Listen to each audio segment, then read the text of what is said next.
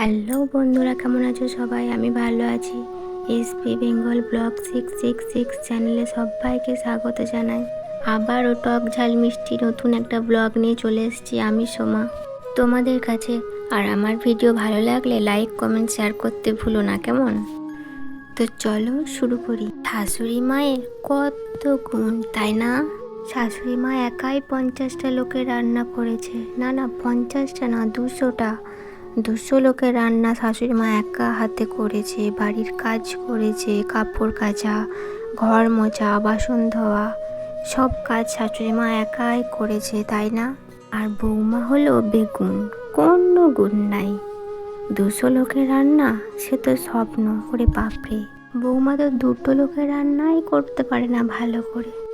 বৌমা স্নান করতে গেলে শাশুড়ি মায়ের তো ঘুম থেকে উঠে হাগা, চান করা, কাপড় কাচা, বাসন ধোয়া, বাড়ির কাজ, রান্না করা, পুজো করা সব কমপ্লিট হয়ে যায়, এমনকি খাওয়াও হয়ে যায়, তাই না শাশুড়ি মা? শাশুড়ি মারা তো এমনই মনে করে নিজেকে, তাই না? এমনকি অনেক শাশুড়ি এমন কথা বলে বৌমাকে, বৌমা তুমি এটা করতে পারছো না, তোমার এত টাইম লাগে স্নান করতে। পৃথিবীর সব থেকে খারাপ মানুষ কে বলুন তো? এই বৌমা। সব খারাপ গুণ বৌমার মধ্যে। কোনো কাজ পারে না বৌমা, কিছু বলতে পারে না বৌমা, অহংকারীকে বৌমা। সব বৌমার মধ্যে সব খারাপ গুণগুলোই আছে। আর শাশুড়ি মা ধোয়া তুলসী পাতা। পৃথিবীর সব থেকে হিংস্র প্রাণী হলো হায়না। তবে আমি বলবো হায়না না, পৃথিবীর সব থেকে হিংস্র প্রাণী হচ্ছে শাশুড়ি মা। ছেলের বিয়ে হতেই ঝাঁপিয়ে পড়ে শাশুড়ি মা বৌমার ওপর। সে 5টা বউ হোক বা 2টো বা 1টা, বৌমা হলেই হচ্ছে।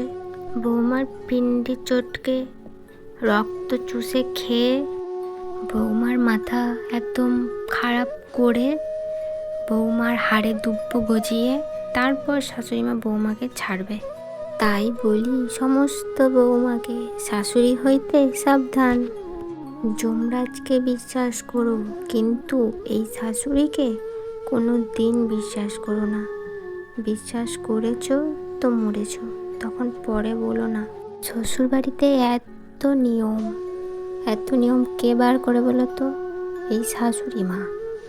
গোষ্ঠীর ষষ্ঠী পুজো করতে হবে তোমার নিয়ম পালন করতে করতে।